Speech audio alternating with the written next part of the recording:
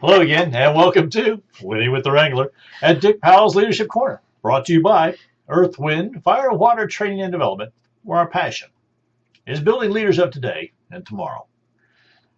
The information on today's program was gathered from many different places and many different people. So, leaders, if you hear yourself in our conversation today, please remember it is not all about you. Now, sit back and kind of take a listen. Robin and I are grandparents, and we're parents. And we're children and grandchildren. And exactly. And great-grandchildren. Today's program or discussion that we're going to have here is going to be open and honest. And I've entitled it, Our Children's Children. The reason for this is I've noticed some things that in our life, and from talking to other grandparents, the struggle that we're having initiating conversations with our grandchildren as well as our children. So buckle up, because here it comes. These deal with raising them upright. You know what I mean? Mine's your raisins, son.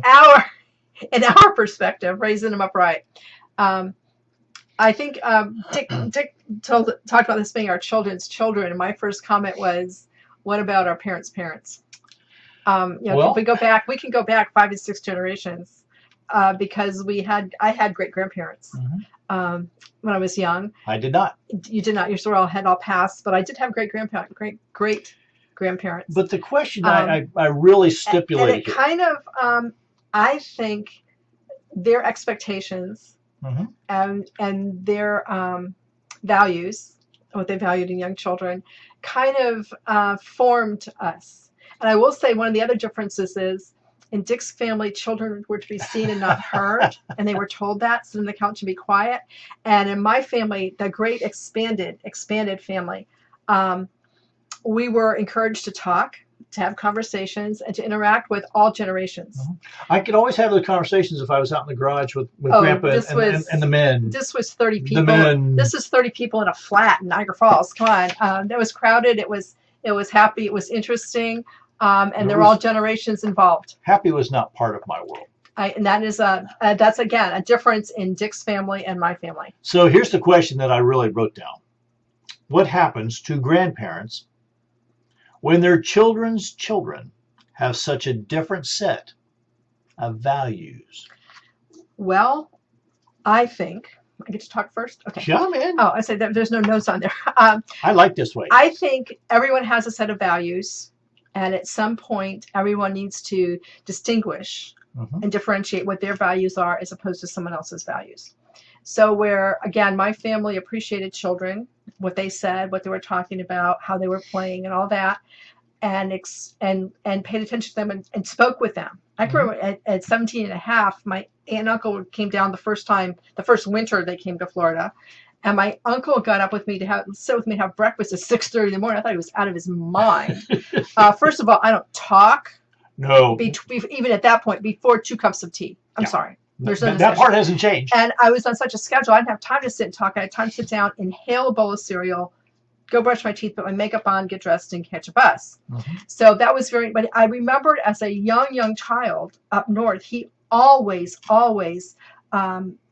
took myself and my sister, when she got big enough to talk, off to the side and had a conversation. You don't have that all the time, and you find out different values from different ways, and it spreads and has ripples. It really does.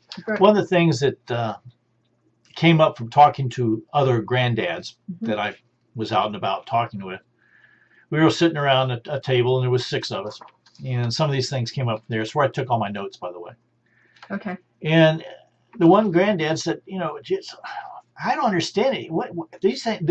There's such radical differences than what we're at, and so that started off the conversation. One grandpa said, well, it's because, both parents work, and they both work, but there's a feeling of, he got a sense that they both felt guilty about working and not spending time with the kids. And so they should. And so they allowed this behaviors patterns to much different than when they visit Grandpa's house, and there's this other set of value behaviors. You know, we have not had. And he was struggling with it. He was. I'm sure. Yes, grandparents do. I will say, in our family, our granddaughter is perfect. Most days, just Most so you know. days. I'm gonna leave it go at that. But there's not a great difference in her parents' expectations and our expectations. No. There's some, but there's not a great deal. I will also tell you that when we were talking about having children in 1975, we were talking about having children in 1975, we made the decision that we wanted, if we could afford it, we could afford it. You made choices. Again, everything's a choice. Mm-hmm. Choices that we would live on one income, and I would stay home and take care of the children. Mm-hmm. As that unfolded over the years, it unfolded into Dick working sometimes god-awful amounts of overtime, which the benefit of that was we had really good vacations that we wouldn't have ordinarily been able to have. The bad part is I might have been home with children some weeks on different periods of time. He might have worked 60 or 70 hours a week, yep. And we only had one car. Remember, one income, one car. And I could keep the car if I wanted to go somewhere, but again, 2 little kids, who cares? Not really not really that important. I could walk to a park. But the fact that I was home with them in a house in a neighborhood mm-hmm. where there was behaviors you didn't want them repeating. So you said things like, you got away with it once, don't do it again, or go to your room because we're not putting up with that here. Go to your room and think about it. Things like that. But we had outside to play. We had other neighborhood children in the same circumstances. Again, single income, kids' toys, wherever the kids' toys, wherever they were, and they played at each other's houses. And for the most part, there were no problems. But again, the mom, there was a set of rules, and they were followed. I think that was what he was saying, and he went on to really think and give me some more things. Okay. And the other grandpas all chimed in very quickly when he started mentioning these things.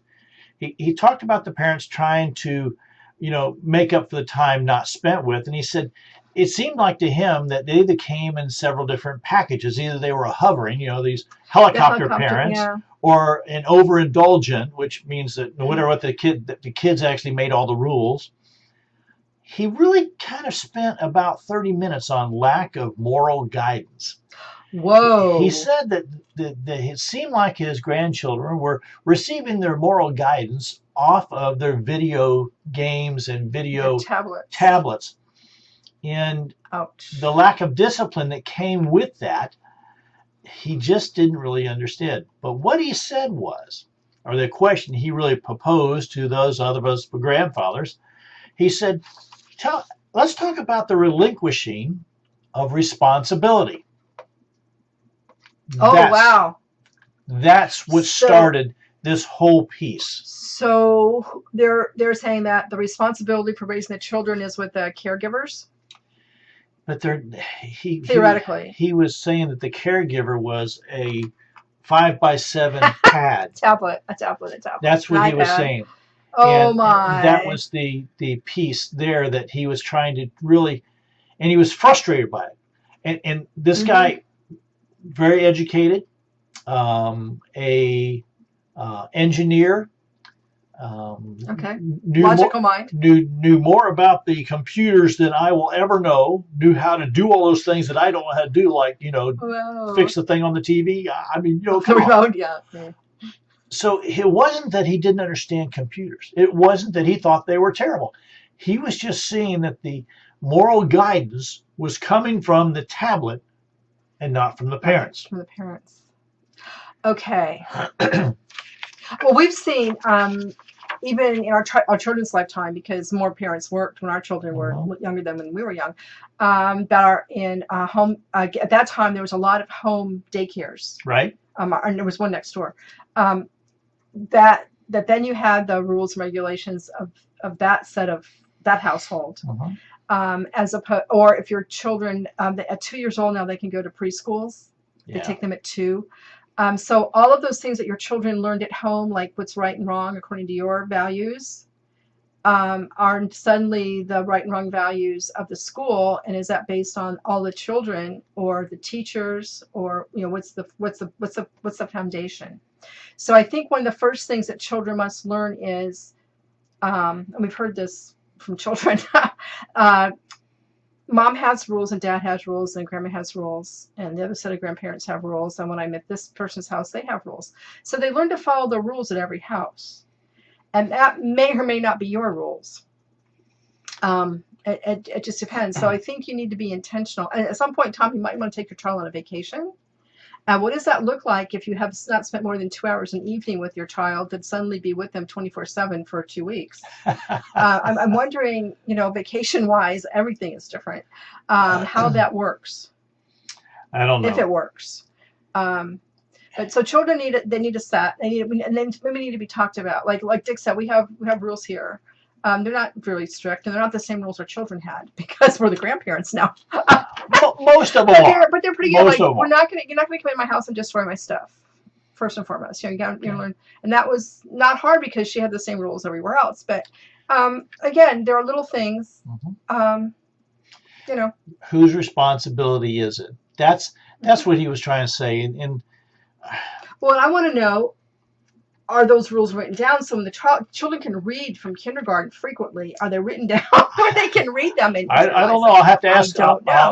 Knowing this grandpa, because he was an engineer for the space project, I will bet you this, or they're written down. Well, I was thinking back to Cub Scouts.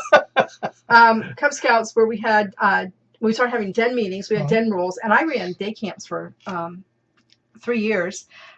200 campers, 8 to 10 years old. I loved them. I really did love them. But we had camp rules. And they were written down. They were pretty simple. Like, when I talk, you have to listen. I mean, that really was a rule. Yeah. It was be kind, don't hurt. Our kids went to fundamental school, and the first rule there was no hurts, verbal or physical. And you could get kicked out for being verbally or physically abusive to other students. It was true. So again, you have some rules. Don't jump on the furniture. Don't play in the china closet. Play in the Tupperware. One of the things that another one of the grandfathers. I just loved doing this interview because I didn't start it, first of all, and they know that I'm always writing down, taking notes, and doing things.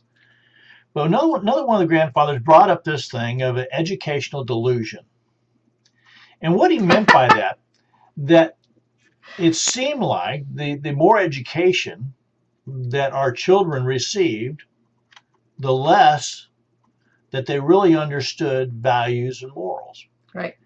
And it usually happened after they left home. When they were at home with us, of course, we had these expectations of them, and they had to kind of toe the line, so to speak. But once they got out, they were able to make some decisions on their own. And those decisions come from the people you hang around. Right. Okay, who you associate with and all those kind of things. So what he was saying was, this is such a different philosophy that they come home with. And of course, anybody that knows me very well knows that I always said that I was always afraid my children would go to college and come back stupid.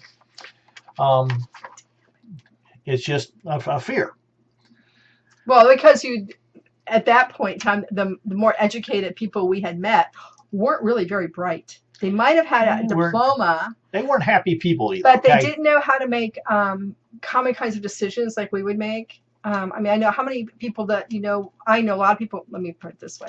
We know a lot of people walking around with bachelor's, master's, and PhDs who don't know how to cook an egg. And our children knew how to cook an egg in the microwave when they were 6 years old. Okay. So enough. Yeah. Here's what the rest of the discussion happened. They wanted to know, what can we do about it? And the one grandfather spoke up very quickly and said, I am very cautious, almost to the point of being afraid to say anything because of the retribution or the not being able to see my grandkids again. The withholding of the grandchildren. Okay. Oh, yeah. So I thought about this, and I thought about my grandfather. And I don't think he ever thought twice about stepping in or saying something when it needed to be said. I don't think he ever tried to overstep my mother and father, but if he saw something that needed to be done, he would say something. without any fear about it.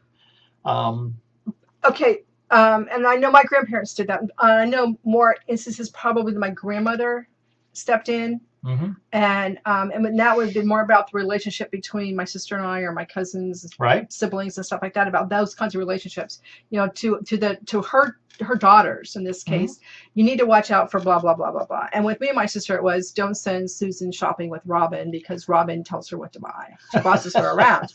And there was another reason for that. The reason being, my sister has no sense of style.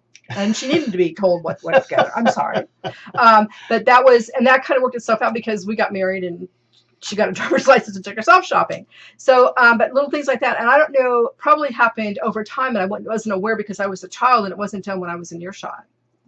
But my grandmother sitting back and looking at how the relationships between her grandchildren were working. I will also say at that time, my grandparents were house parents at a home for children.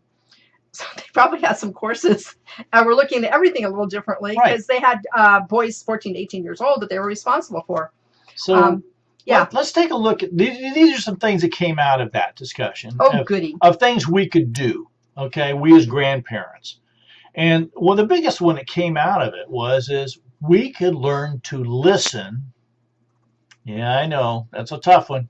We could learn to listen not only to our grandchildren, okay, but to our children. And does that involve active listening? It involves being open and keeping your mouth closed until they're done. And not giving answers. Don't give advice unless it's asked for. But do active listen. Find out the whole story. If there's some blood-curdling thing happen, yes, you're going to have to get up and do something. But I'm saying listen. And what we found is as granddads, because it was all grandfathers sitting around the table, we found that we might not be the very best at that. So it was something we were going to have to put into our...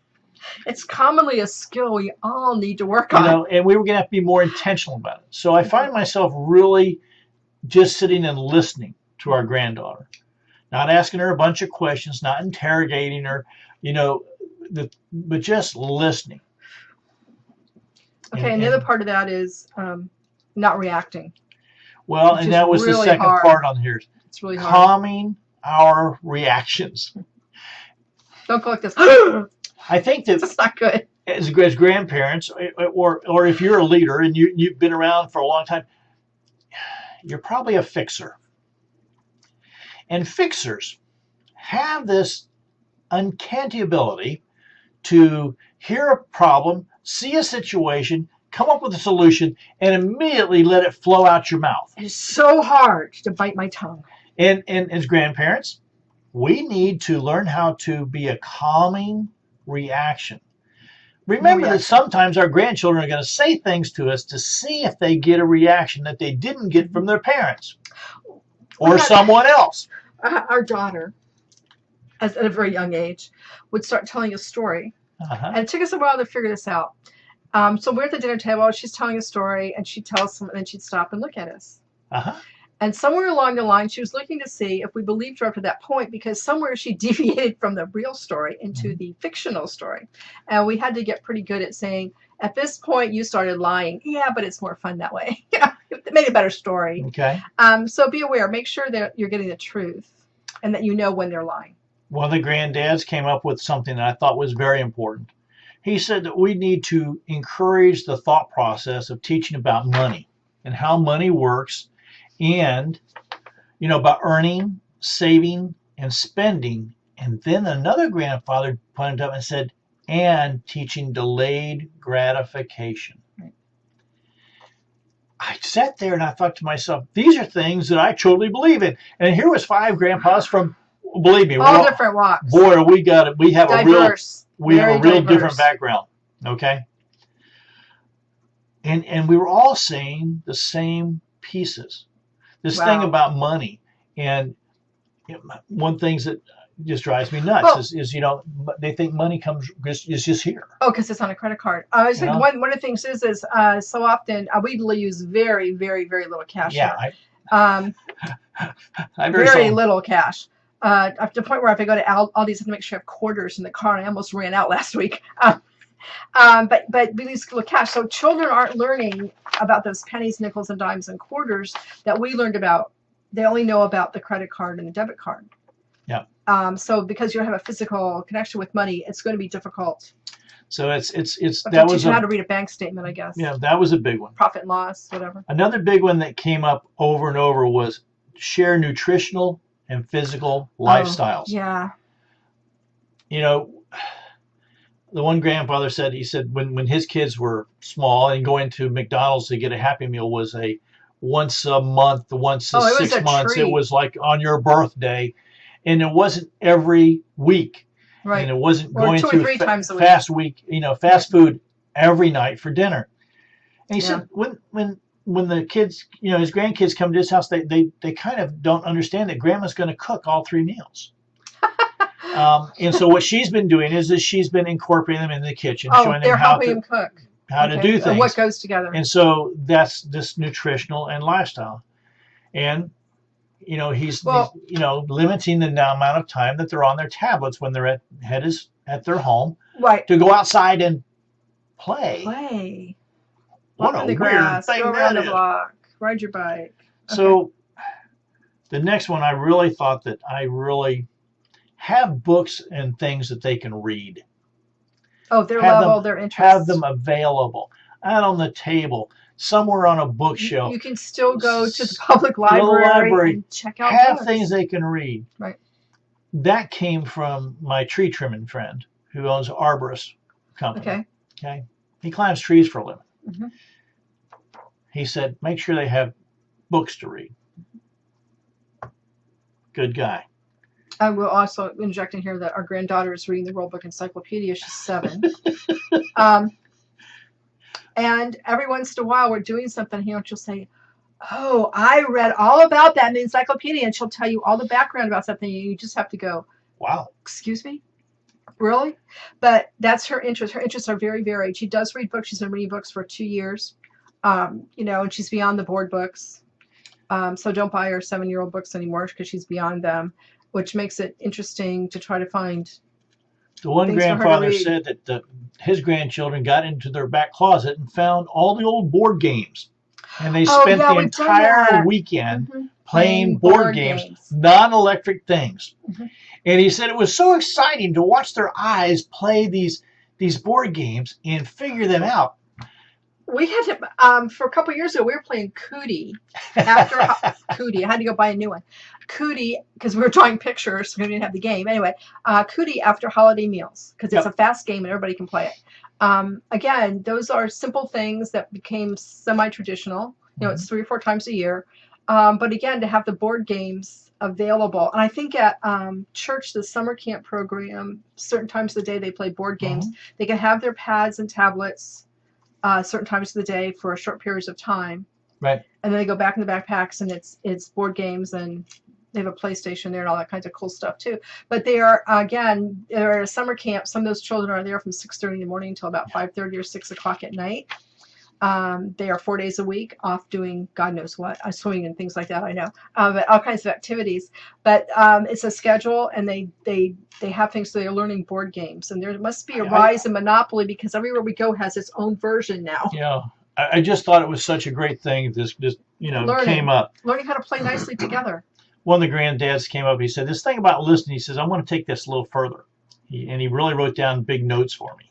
Oh, he wrote them for you? Yeah. Ooh. It was the scientist guy. Of course. Does he have a pocket protector and a pencil and a little pad in his pocket? He still carries the slide rule. So I mean, okay, he's a great guy. We've known many engineers over the years. I really love this guy because awesome. He has a different way. But what he said he struggles with is having not so much the listening. He said I can sit and listen. He says, but it's the open, honest communication to and from. Right, because they don't get that.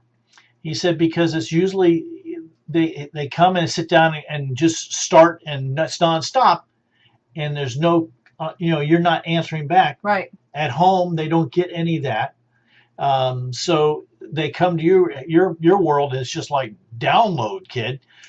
Yeah, we notice that especially in the car. So that was one of I said, so how are you going to handle that? And he said, I'm going to do better at trying to not only listen, but somewhere when she takes a breath, Interject. ask a question or do something. He said because it just seems like there was no two-way communication. Well, I'm wondering how much opportunities children have to have a two-way conversation. Well, I don't know that answer. I know that these are things that are being struggled with. And so as I'm going to, start really talking about it, Okay, we got down to the bottom line, okay? And so we all asked the same question: why aren't we doing more? And one of the gentlemen spoke up, and he was really serious. And he said, quite frankly, I'm concerned that the parental units, how do you put it here? I mean, his children. Parental units could pull the children from my presence. Oh. And so then, if he misbehaves, he loses contact. Then he went on to say, gentlemen, I think it is our duty. This is my retired colonel. Our duty. It's our duty as grandparents and citizens of the planet. These guys are really smarter than I am. He said, very articulate. He said, we must take the risk. We must not delegate our responsibility as grandparents and parents. Okay. Wow. That's huge. Now I'm going to interject because I just had this really good thought. I, for years, have had a couple people at church I call spare moms. There's also other people I call crazy aunts. And I love them all. Right. And I appreciate them all. And they keep me in line and on the right track because they're working more the kind of adult I am than my mother was. Okay, so she didn't relate to someone who wanted to go to meetings and be involved with stuff because she just wanted to be home. So spare moms and crazy aunts. Now I'm going to say a lot of children here, and your mom and dad's church years ago did this. They set up children whose parents lived up north and didn't see them at more than once or twice a year to grandparent age people at the church and paired them up as spare grandparents. I think that's a great idea. So if you are a grandparent age, and that at this time could be 45 and up, if you're a grandparent age and you don't have grandchildren or that live close to you, maybe you could assume some of that responsibility for a friend or neighbor's child. I grew up with a grandma next door. Yeah. And she was awesome and special and there when my grandmother wasn't, although at that time we all lived in the same town. But you have to acknowledge the fact that you need that. Sometimes you need that generation gap as a child to get things back into what's important over the broader spectrum than just what your parents think is important. And it's just like the old axiom, you could tell your child something, but they could go next door, hear the exact same thing, and they could come back home and say, I should do it this way. Right. So it's got more value that way. So it's not just mom and dad. What we're trying to encourage you is that we can all take responsibility for not just our own children, our own grandchildren, but the other kids. But for all those that we meet, interact with, we can be intentional about building these relationships and passing on this knowledge. And they need it because how often when you're growing up did you go for parental advice to someone else's parents? Sure. How often did you go to grandparents and find out if your mother was completely crazy or not? Again, that just come up, Again, I think children need influence in their life, and you can provide good influence. Right. Well, I see our time's coming to a close. Boy, that went quick. I hope so. On behalf of myself, Dick Powell, and Robin Powell, we want to say thank you for being a part of today's program. Our hope is that you've received a nugget of wisdom and guidance that will help you with your leadership ability. Now, if you have any questions or comments on today's program, don't hesitate. Give us a call, 727-422-1833. Send me an email, dick@ewfw.org. Go to the website, spend some time, look around. There's a button there you can send me a note, www.ewfw.org. When you're ready to have us come and do a leadership organizational opportunity with your organization, please get on our calendar as fast as you can. We book up very quickly over the year. and we need to make sure that you get what you need. Well, until next time, this is DW Wrangler saying, ride hard, ride fast.